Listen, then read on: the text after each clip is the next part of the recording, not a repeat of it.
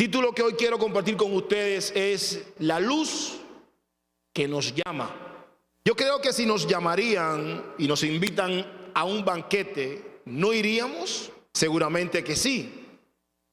Si nos invitasen a un buen banquete con personas célebres e ilustres, lo más probable es que nosotros digamos, sí, voy a participar de ese gran banquete.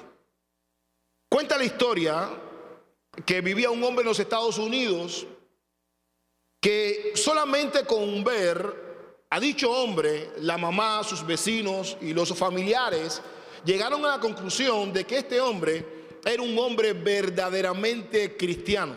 Su forma, su comportamiento, sus expresiones, su forma de vestir, su manera de comportarse, todo el mundo describía a este hombre como un verdadero y genuino cristiano. Sin embargo, una vez hubo un culto de avivamiento en la iglesia en la que él se congregaba. Y el predicador hizo un llamado de arrepentimiento a aquellas personas que todavía estaban en sus delitos y pecados, muertos, que dieran un paso al frente, que él quería orar por ellos. La primera persona que pasa al frente fue este hombre. La mamá, la esposa, los familiares, al ver a este hombre pasar al frente, se quedaron atónitos, asombrados.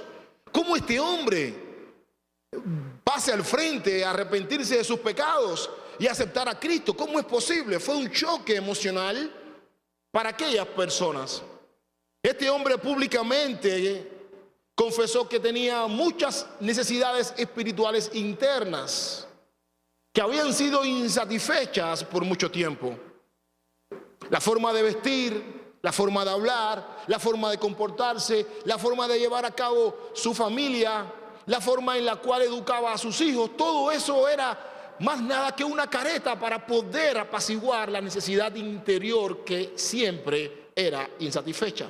Había algo en su ser que no se podía saciar y él buscaba todos los recursos para poder saciar lo que interiormente solamente Cristo era quien lo podía saciar. Este hombre públicamente confesó los pecados a los cuales las personas se quedaron asombrados. Públicamente dijo a sus oyentes que era el hombre en toda la congregación que más necesitaba a Cristo. Las personas se quedaron totalmente asombradas. Pero ocurrió algo en la vida de ese hombre. Desde ese momento, el hombre anduvo más liviano. Todo el peso de la apariencia, todo el peso de la necesidad que él buscaba satisfacer por otros medios fue quitado de encima. Y este hombre ya no quería que lo vieran como una persona buena, educada, de buena familia, de buenos valores, de buena instrucción paternal, ni nada por el estilo.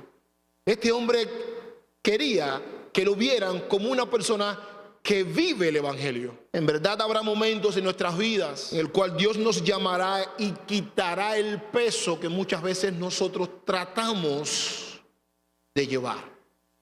Pero Dios, como Dios omnisciente, nos ve y sabe que estamos cargando un peso con nuestra propia fortaleza, que jamás podemos correr con paciencia la carrera que tenemos por delante. Para eso debemos ver cuándo es que ocurre ese llamado y estar prestos, atender bien cuándo es que Dios nos dice: es la hora de quitarte el peso por el cual tú estás como estás. La luz que nos llama. Debemos estar muy atentos a ese momento único en la vida. Un momento que cambiará un antes y un después. Es esa voz que salió desde los cielos cuando llamó al apóstol Pablo camino a Damasco. Por tercera vez el apóstol Pablo cuenta su conversión, pero ahora con más detalles exclusivos y más convicción y peso en sus palabras. Abre tu Biblia en Hechos de los Apóstoles 26, del 12 al 23. Ocupado en esto, cuando iba para Damasco con autoridad y comisión de los principales sacerdotes, al mediodía, oh rey, yendo de camino, vi una luz procedente del cielo más brillante que el sol, que resplandecía en torno mío y de los que viajaban conmigo. Y después de que todos caímos al suelo, oí una voz que me decía en el idioma hebreo: Saulo, Saulo, ¿por qué me persigues? Dura cosa te es dar coces contra el aguijón. Yo entonces dije, ¿quién eres, Señor? Y el Señor dijo, yo soy Jesús a quien tú persigues. Pero levántate y ponte en pie, porque te he aparecido con el fin de designarte como ministro y testigo, no solo de las cosas que has visto, sino también de aquellas en que me apareceré a ti, librándote del pueblo judío y de los gentiles, a los cuales yo te envío, para que abra sus ojos a fin de que se vuelvan de la oscuridad a la luz y del dominio de Satanás a Dios, para que reciban por la fe en mí el perdón de pecados y herencia entre los que han sido santificados. Por consiguiente, oh rey Agripa, no fui desobediente a la visión celestial, sino que anunciaba primeramente a los que estaban en Damasco y también en Jerusalén y después en toda la región de Judea y aún a los gentiles que debían arrepentirse y volverse a Dios, haciendo obras dignas de arrepentimiento. Por esta causa, algunos judíos me prendieron en el templo y trataron de matarme. Así que habiendo recibido ayuda de Dios, continúo hasta este día testificando tanto a pequeños como a grandes, no declarando más que lo que los profetas y Moisés dijeron que sucedería, que el Cristo había de padecer y que por motivo de su resurrección de entre los muertos, él debía ser el primero en proclamar luz tanto al pueblo judío como a los gentiles. Lucas nos narra que Pablo oye este llamado y que este llamado provino únicamente del Mesías que había resucitado. Ese Mesías que ellos esperaban, ese Mesías del cual hablaban los profetas y la ley de Moisés. Y Lucas, una vez más, como historiador y narrador que es de los hechos, porque Lucas capítulo número 1 con Hechos 1:1, él quiere poner las cosas en orden. Él quiere que todo lo que acontece en la vida de Jesús y en la vida de los discípulos de Jesús sea puesto ordenadamente. Entonces, ¿cómo es que Pablo describe su llamado? Hoy quiero presentarte dos verdades importantísimas. Número uno, somos llamados para ser testigos de Cristo. Qué estimulante fue saber para Pablo, como lo es para mí, como lo es para ti, que la gracia de Dios llega a nuestras vidas cuando somos enemigos de Él, cuando esa enemistad queda abolida en el mismo momento que Él nos llama. El Señor trató al apóstol Pablo con amor y le dijo: Pablo, tú te estás resistiendo a mi llamado. Dura cosa te es dar coces contra el aguijón, Pablo. ¿Por qué lo haces? Así que Pablo le dice a Agripa: Dios me va a librar a mí del pueblo judío y de los gentiles. ¿Te imaginas eso? Pablo tenía que cuidarse, como también nosotros debemos cuidarnos. Pablo fue enviado a los judíos, a su pueblo, a su nación, a los de él. Y esos mismos a los cuales Pablo debía predicarle el arrepentimiento y el perdón de pecados, fueron los mismos que permitieron que el apóstol Pablo cayera en prisión. Y usted se preguntará por qué. Muy sencillo, porque a veces la oposición no solamente viene de afuera, muchas veces la oposición vendrá también de adentro. Me llama la atención que las acusaciones contra el apóstol Pablo no vino de parte del pueblo gentil, sino vino de parte del pueblo religioso. La Biblia usa la palabra gentil para designar a los no judíos. No vemos acá a un gentil cuestionando la vida del apóstol Pablo, diciendo que lo que él enseña no está de acuerdo con lo que posiblemente ellos hubiesen entendido. Cristo llamó a Pablo para ponerlo como ministro y testigo. Por lo tanto, Pablo debía estar relacionado con Cristo como su siervo, pero también con sus semejantes como maestro y como consejero. Debía dar testimonio, no solamente narrar lo que le había acontecido allí en Damasco. Pablo debía narrar mucho más de lo que aconteció allí en Damasco. Relata tal cual como fue su conversión en Hechos 9, del 3 al 6. Y sucedió que mientras viajaba, al acercarse a Damasco, de repente resplandeció en su derredor una luz del cielo. Al caer a tierra, oyó una voz que le decía: Saulo, Saulo, ¿por qué me persigues? Y él dijo: ¿quién eres, Señor? Y él le respondió: yo soy Jesús, a quien tú persigues. Levántate, entra a la ciudad y se te dirá qué debes hacer. Él le dice, ¿quién eres, Señor? A lo que Cristo le dice, yo soy Jesús a quien tú persigues. Lo mismo que le aconteció en Hechos 9 es lo mismo que el apóstol Pablo describe ante el rey Agripa. Declara que Cristo es el Señor y le dice tal cual como aconteció su llamado. Podemos decir que uno de los problemas que nosotros tenemos que enfrentar a diario es ser tentado a no obedecer cuando recibimos el llamado de parte de Dios. Por muchísimas razones. A veces, algunas de ellas estarán condicionadas a nuestra personalidad, o quizás a nuestra crianza, o quizás a nuestra forma de ver la vida, o quizás a nuestra propia autojusticia. Quizás creemos que somos demasiado buenos, demasiado justos para arrepentirnos de nuestros pecados y ir en pos de Dios. De manera que es imposible para Pablo haber negado la verdad que le cambió la vida. Así que para Pablo la palabra Damasco, como el lugar Damasco, era algo que iba a ser totalmente inolvidable. Así nos pasa a nosotros. Yo estoy seguro que tú tienes momentos inolvidables. Yo te conté un momento inolvidable antes de mi sermón. Hay momentos y lugares en la vida que son inolvidables para ti y para mí, que quizás cambiaron el curso de nuestra historia. Así le pasó al apóstol Pablo. Su vida cambió allí camino a Damasco. Su llamado fue allí camino a Damasco. Allí en Damasco se le dijo al apóstol Pablo que debía obedecer. Para Pablo, Damasco era inolvidable como lo que aconteció allí en Damasco. Allí fue cuando él escuchó: dura cosa, Pablo, te es dar coces contra el aguijón. Indica la vana resistencia del hombre contra Dios. El aguijón se usaba para arrear a los animales. Es una lanza de palo con una punta relativamente de metal delante. Dura cosa te es dar coces con el aguijón, es dar patadas a esa punta de metal continuamente. No tiene sentido que una punta de metal tú le estés dando así. Pues eso es lo que Cristo le está diciendo a Pablo. Dura cosa te es dar coces, patadas contra ese aguijón, contra esa punta de fierro afilada. Te vas a desangrar, Pablo, porque eso es para los animales, no para las personas. Tú no eres un animal, tú debes tener raciocinio. Tú no eres un buey que hay que estar arreando. En ese momento Pablo había hecho dos descubrimientos sorprendentes. Cristo estaba vivo y estaba unido al sufrimiento de su pueblo, que también era su sufrimiento. Pero que Pablo había descubierto también que al que él perseguía no era más nada que al Mesías que él esperaba, del cual las escrituras hablaban. Pablo descubre eso. Y ahí él escucha que su misión es ir a libertar a aquellos que son esclavos del pecado, del dominio de Satanás. Y aquí es cuando Cristo le dice y le especifica los tres objetivos espirituales que el apóstol Pablo tiene que cumplir. Número 1, abrir sus ojos. Número 2, hacer que vuelvan de las tinieblas a la luz. Y número 3, hacerlos pasar del poder de Satanás al poder de Dios. El término griego para Satanás literalmente quiere decir adversario.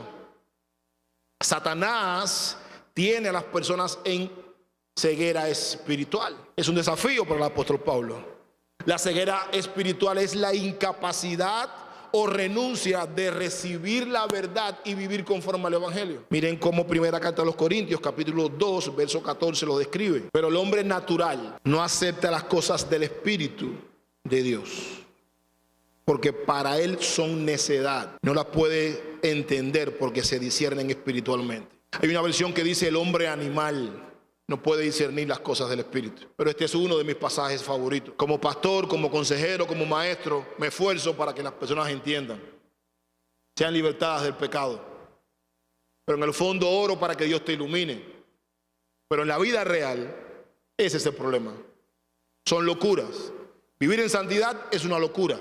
Dejar el pecado es una locura. Honrar a Dios es una locura. Todo es locura. Todo el evangelio para ese tipo de personas es locura, porque se han de discernir espiritualmente. Para entender todo lo que acontece dentro de las escrituras, tú necesitas al Espíritu Santo, y lo vamos a ver más adelante. Sin embargo, para los judíos, andar tropezando como ciegos en las tinieblas describía la condición de los gentiles, no la de ellos. Sin embargo, los judíos habían rechazado el evangelio. Ellos también estaban ciegos. Espiritualmente habían rechazado la palabra del Señor, estaban ciegos. Así que tanto judíos como gentiles, Cristo le dice a Pablo, tienes que predicarle el evangelio, porque tanto judíos como gentiles están bajo el dominio del diablo.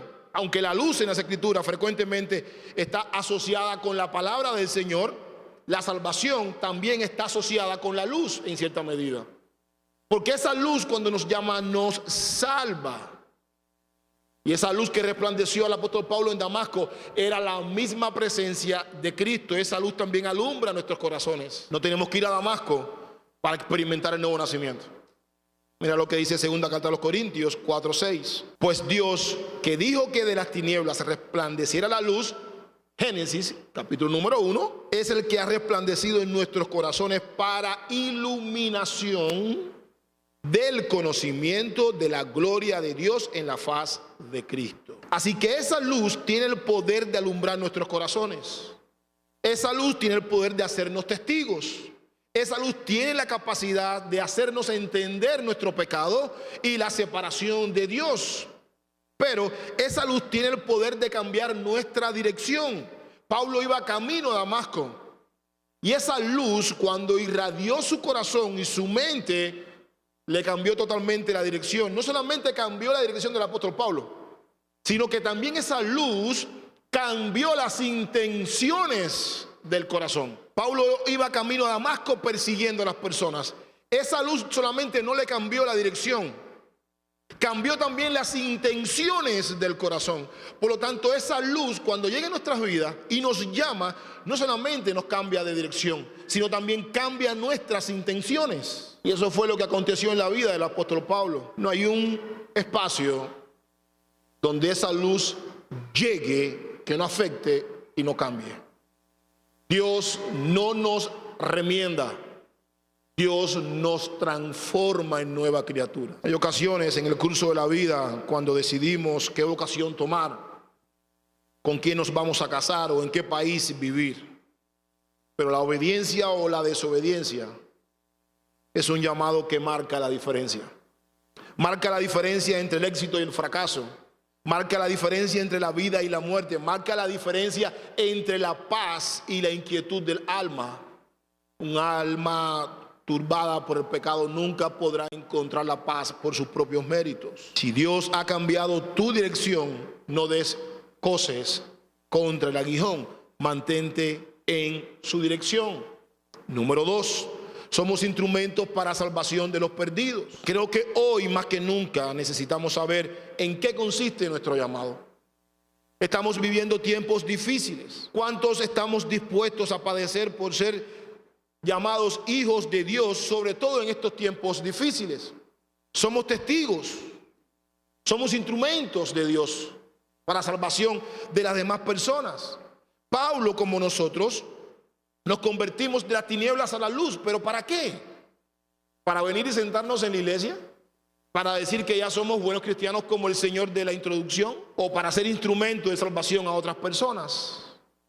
Mira lo que Pedro dice en su primera carta, capítulo 2, verso número 9. Pero vosotros sois linaje escogido, real sacerdocio, nación santa, pueblo adquirido para posesión de Dios, a fin de que anunciéis las virtudes de aquel que os llamó de las tinieblas a su luz admirable. Eso fue lo que le aconteció al apóstol Pablo. De manera que Pablo anunciaba las virtudes como escogido de Dios. La Biblia dice que debemos anunciar las virtudes. Eso fue lo que estaba haciendo Pablo y ese fue el motivo por el cual estaba en prisión. Eso es lo que debemos hacer nosotros. Anunciar al que nos pasó de las tinieblas a la luz, al que nos libertó del poder de Satanás para ser libres en Cristo, al que nos dio vista cuando no teníamos vista y estábamos ciegos por causa del pecado, al que cambió nuestro corazón incrédulo en un corazón que le adora permanentemente. Por lo tanto, creo que difícilmente una persona que haya pasado de muerte a vida, de las tinieblas a la luz, no anuncie el evangelio. Si hay algo que puede describir a una persona que ha pasado de muerte a vida, de tinieblas a luz, es que anuncie el evangelio. Yo creo que este pasaje es claro y es puntual. El pasaje dice, a fin de que anunciéis las virtudes de aquel. Uno de los resultados por el cual Dios nos pasa de las tinieblas a la luz es para que anunciemos, no para que nos quedemos callados. Y Pablo dice aquí que él no hizo otra cosa que obedecer. Agripa, no fui desobediente. Jesús le dice al apóstol Pablo que iba a ser testigo de lo que aconteció y que iba a ser ministro y testigo de los gentiles y judíos. Tenía que hablar. Y cuando nosotros pasamos de muerte a vida, de tinieblas a luz, no podemos callar. Aunque lo quisiéramos hacer, no lo podemos hacer. Porque ya hemos sido convencidos de justicia, de juicio y de pecado. Para Pablo fue una experiencia inolvidable. Así le pasó a Pablo, así le pasó a Pedro y así le pasa a cada discípulo de Cristo. Además, Pablo sabía muy bien que desde hace muchos años Dios trataba con su pueblo de tal manera que Pablo tenía que predicarle a los judíos. En ningún momento Pablo no le predicó a los judíos. Recordemos esto, quizás usted se ha perdido algunas enseñanzas. En cada ciudad a la cual Pablo llegaba, iba a una sinagoga de los judíos. Ese era su pueblo. Él quería compartir esa bendición con ellos. Miren lo que dice Isaías 42:16. Conduciré a los ciegos por un camino que no conocen, por sendas que no conocen los guiaré. Cambiaré delante de ellos las tinieblas en luz y lo escabroso en llanura. Estas cosas haré y no las dejaré sin hacer. Pablo estaba dando cumplimiento a lo que el profeta Isaías años anteriores había dicho. Esa es la luz que nosotros necesitamos para ser testigos de Dios. Cuando veo lo que hizo Pablo y la forma en que lo hizo, me animo en ser también testigo. Porque el Cristo que se le apareció a Pablo en camino a Damasco es el que iluminó mi corazón de muerte a vida. Yo también sigo los pasos de mi Señor. Tú también debes hacer lo mismo. Así que cuando veas a alguien que no anda conforme a la verdad del Evangelio, predíquele. Es una señal de que está en las tinieblas. A veces pensamos que las buenas conductas, la buena educación, los buenos valores, la buena casa, la buena metodología para hablar, son señales de un nuevo nacimiento. Y quiero decirte que no es así. Te voy a describir quién era el apóstol Pablo, porque hoy bañándome, ya estaba el sermón, ya lo había enviado al correo, pero bañándome me puse a pensar en la vida del apóstol Pablo. El apóstol Pablo era fariseo de fariseos. El apóstol Pablo tenía el don de continencia. Nunca tuvo atracción por una mujer, ni nunca tampoco tuvo la intención de sentirse atraído por una mujer de tal manera que le dijo: qué ojos más lindos tiene esa judía. Nada de eso. Y era un hombre que estaba en las tinieblas. Así lo describe él. Y yo bañándome pensaba: wow, si el apóstol Pablo en esas condiciones correctas estaba en las tinieblas, entonces yo tengo un grado mucho más abajo que el apóstol Pablo antes de venir a Cristo. Y él se catalogó a sí mismo como un hombre que estaba en las tinieblas, siendo fariseo, estrictamente obediente a la ley, y terminó diciendo que todo eso lo hacía porque era un ignorante. Las personas necesitan escuchar del arrepentimiento de sus pecados. Quizás a este hombre que en el comienzo mencioné, nadie nunca le dijo que se arrepintieran de sus pecados. Mira lo que Lucas, el mismo que escribe Hechos, el mismo que está narrando la historia de la transformación del apóstol Pablo, en su capítulo 24, versos 44 al 48, miren lo que Lucas nos dice. Y les dijo: esto es lo que yo decía cuando todavía estaba con vosotros, que era necesario que se cumpliera todo lo que sobre mí está escrito en la ley de Moisés, en los profetas y en los salmos. Entonces les abrió la mente para que comprendieran las escrituras. Y les dijo: así está escrito, que el Cristo padeciera y resucitara de entre los muertos al tercer día, y que en su nombre se predicara el arrepentimiento para perdón de los pecados a todas las naciones, comenzando desde Jerusalén. Vosotros sois testigos de estas cosas. Muchos piensan que leer y comprender es lo mismo, y no es así. Tus maestros, tus padres te enseñaron a leer y tú sabes leer. Estoy hablándole seguramente a profesionales, hay médicos, ingenieros, personas que han estudiado en universidad. Pero quiero decirte algo hoy. Es muy importante. Tú puedes entender la gramática, pero para comprenderla, tú necesitas que Dios te abra la mente. Si Dios no te abre la mente, tú sigues siendo una persona natural, que las cosas para ti son pura necedad. No sé si usted escucha mi oración en el comienzo. Dios, ilumínalos. Abre la mente de aquellos que están muertos en sus delitos y pecados. Es una doctrina que no se enseña en las iglesias. Y eso era lo que Pablo estaba haciendo. Para comprender las escrituras, para tú entender lo que hoy aquí está pasando y lo que yo te estoy enseñando, tú necesitas que Dios te abra la mente. En Hechos 17, Dios le abrió la mente a Lidia para que comprendiera lo que Pablo estaba diciendo. 3 años y medio anduvo Cristo con sus discípulos. Desde sus comienzos les estuvo diciendo: moriré y voy a resucitar. Al punto que dice Pedro: tal cosa ni te ocurra, Señor. No había entendido nada. Después que resucita, Jesús le dice: esto era lo que estaba escrito.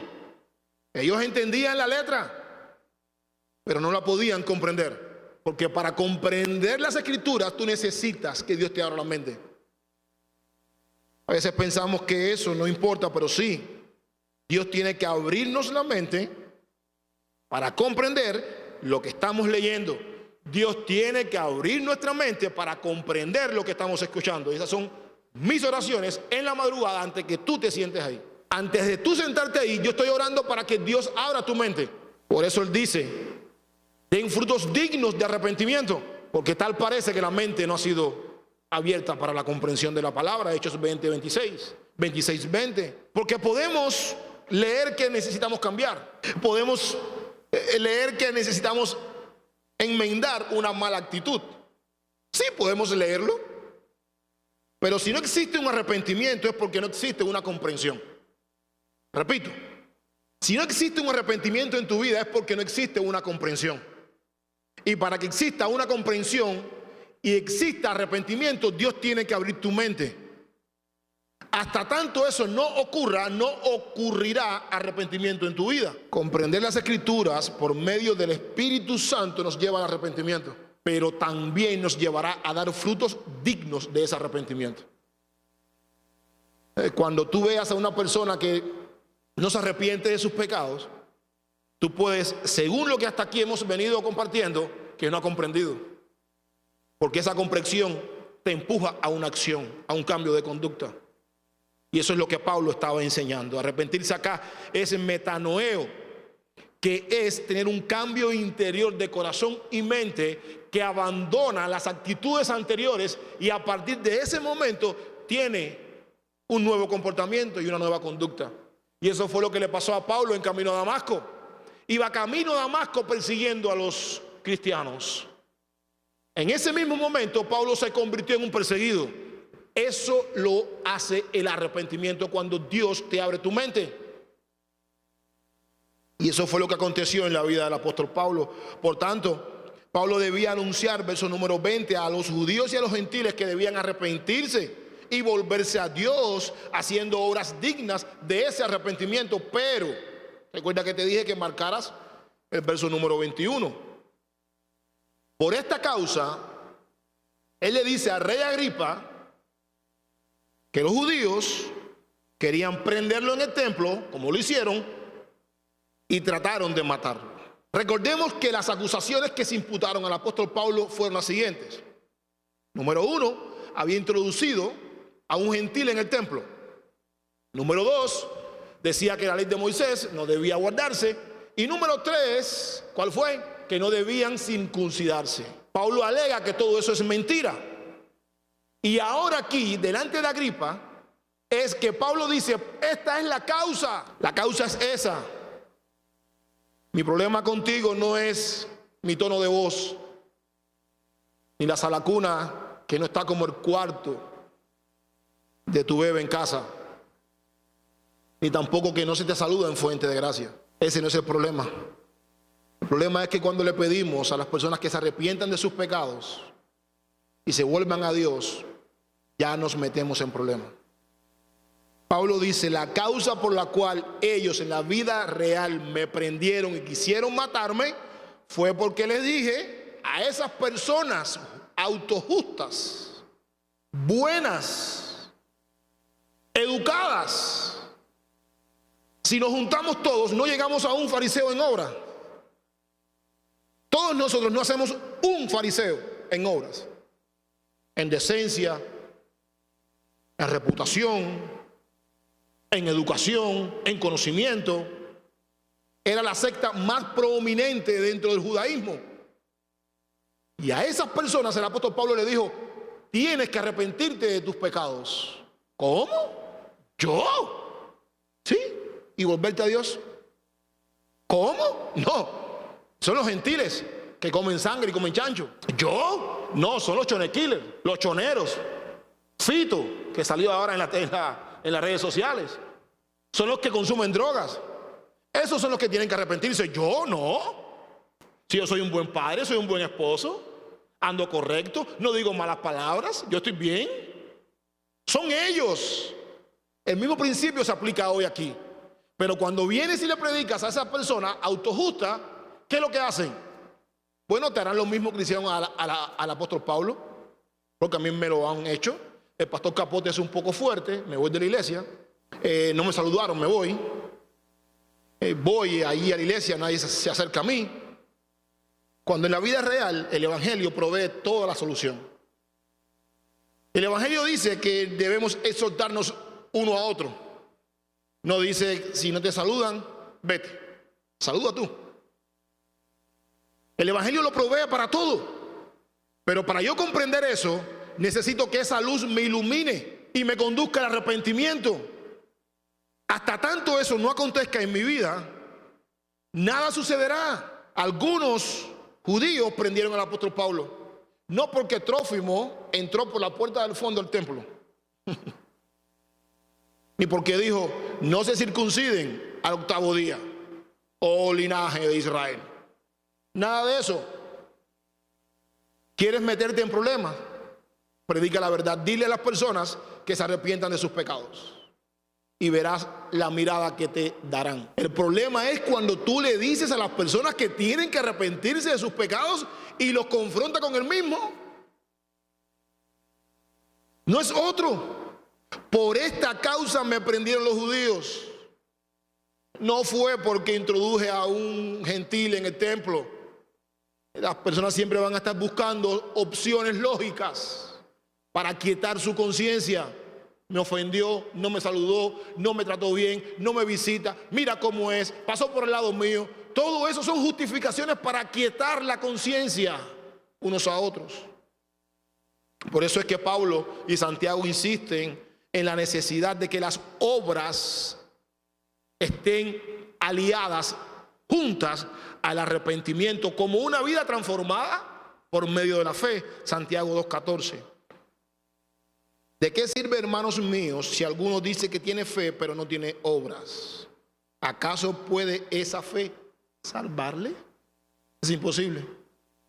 Acá Pablo no está diciendo, como Santiago tampoco está diciendo, que la salvación es por obra. No.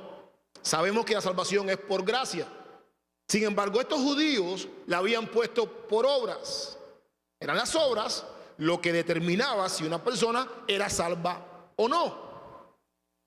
Por lo tanto, Pablo les dice a ellos: hagan obras dignas de ese arrepentimiento, porque la fe no puede estar separada de un buen arrepentimiento. El fruto no puede estar separado del arrepentimiento, es imposible. Comprendemos para arrepentirnos y dar frutos de ese arrepentimiento que antecede. No me arrepiento para seguir en el mismo pecado, no tiene sentido. Nos arrepentimos de ese pecado para no caer en el pecado, para tener una conciencia más clara, más abierta de la ofensa que le hemos hecho a Dios. Pablo en el verso 26, capítulo 26, verso 20, él usa 3 verbos que conducen a una acción. Pablo dice: debían arrepentirse, una acción. No es nada estático. Debían volverse a Dios, pero debían hacer 3 verbos, 3 acciones que terminan en obras dignas del arrepentimiento. Cuando no hay arrepentimiento, no puede haber obras dignas. A veces muchos se preguntan si alguien es creyente o no es creyente. Y lo digo con un corazón pastoral. Esto es un tema que a mí, si Dios me lo pudiera quitar, yo se lo agradecería. Pero mi compromiso no es con tus sentimientos. Mi compromiso es con la palabra del Señor, a la cual debo ser fiel, pagando el precio. El problema tuyo con la iglesia no se trata ni del pastor, ni de la Biblia, ni del tono de voz. Tu problema y mi problema es el pecado. Pablo dijo que él fue enviado a libertar a las personas del poder de las tinieblas al dominio de Dios. A veces pensamos que dejar el pecado es hacer esto y se fue. Y no es así. Nosotros estamos encadenados al pecado. Es una cadena con un grillete, un candado. Nosotros no tenemos llave para abrir ese candado. Estamos allí encadenados a Satanás. Es Satanás quien nos dice hasta dónde podemos llegar sin Cristo. Es Satanás quien nos dice mata o roba, robo. A otros les extiende más la cadena y llegan a matar. A ti te la tiene cerquita y te dice no pagues el seguro, róbate el dinero. No mates, adultera. No robes, miente. Es Satanás el que nos dirige con su cadena. Por eso Juan, de parte de Jesús, dice: al que el Hijo hace libre, verdaderamente es libre. El único que tiene la llave para abrir ese candado y romper esas cadenas se llama Jesucristo. La cadena de Pablo, en cuanto Satanás estaba allí camino a Damasco, Cristo la rompió, lo hizo libre. La mejor manera de ver en nosotros que otros pueden ver que no fuimos desobedientes es nuestra conducta. El arrepentimiento produce un nuevo estilo de vida, no el mismo estilo de vida. Dios no te visita para que tú sigas igual. Si tú sigues igual,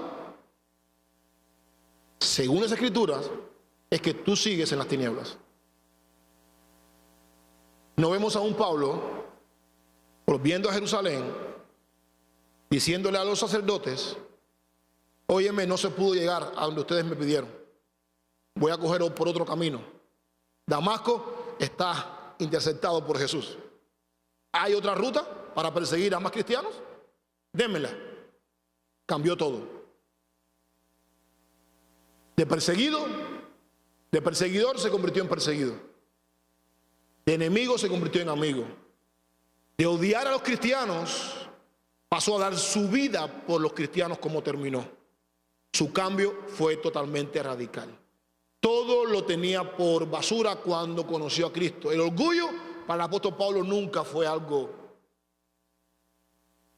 en lo cual él debía pensar o meditar, ni sus logros, ni el conocimiento que tenía frente a uno de los mejores maestros de la ley como Gamaliel. Nada de eso. Para eso quiero darte 3 aplicaciones, porque no me gusta que te vayas de aquí sin la parte volitiva de la enseñanza. Número 1, nuestra experiencia de conversión será un evento inolvidable del cual hablaremos cuando sea necesario. No podemos estar predicando continuamente lo que nos aconteció, pero habrá momentos en tu vida en los cuales tu testimonio y tu transformación será de mucha importancia. No es hablar de ti, es hablar del Evangelio. Pero cuando hablamos de nuestra transformación, también estamos hablando del Evangelio, porque fue el Evangelio el que nos transformó. Yo antes era así, ahora soy. Yo antes actuaba así, ahora no actúo así. Y eso fue lo que Pablo estaba diciéndole al rey Agripa: yo antes actuaba como ellos, ahora no. Número 2, si hemos sido libertados del poder de Satanás, entenderemos quiénes son los que todavía están bajo su dominio. La luz tiene algo peculiar. La luz no solamente nos enseña por dónde debemos caminar. La luz nos muestra las tinieblas. Y te lo explico más sencillo en esta segunda aplicación. Cuando estábamos en las tinieblas, no teníamos percepción de lo que es la luz, porque no la conocíamos. Cuando somos trasladados de las tinieblas a la luz, por medio de la luz, nosotros podemos llegar a comprender lo que es tinieblas, porque ya conocemos las dos. Conocemos un antes en tinieblas y ahorita conocemos la luz. Estando en luz, yo puedo ver quién está en tinieblas. Número 3, somos instrumentos de Dios para predicar el del arrepentimiento de los pecados a las personas y la resurrección para juicio. Estos son dos pilares que tú no puedes quitar de la predicación del evangelio. A veces muchos no les gusta predicar sobre arrepentimiento porque las personas se van a resentir, pero estás incrementando su engaño, estás alargando su condenación y estás siendo instrumento de perdición en vez de instrumento de Dios para predicar el evangelio. Debemos decirle a las personas que se arrepientan de sus pecados, por muy moralista y altruista que sea la persona. Todos tenemos pecados según Juan 1. Todos hemos pecado. Todos cometimos y cometemos pecados. ¿Cuánto más los de afuera? Si el justo con dificultad se salva. Pero también debemos decirle que hay una resurrección de la cual nadie va a escapar. Que estas 3 aplicaciones junto con el sermón anclen en tu corazón. Oro a Dios por tu vida para que Satanás, hoy mencionado acá y desacreditado, no arranque esta palabra de tu corazón. Padre, gracias te doy por este tiempo.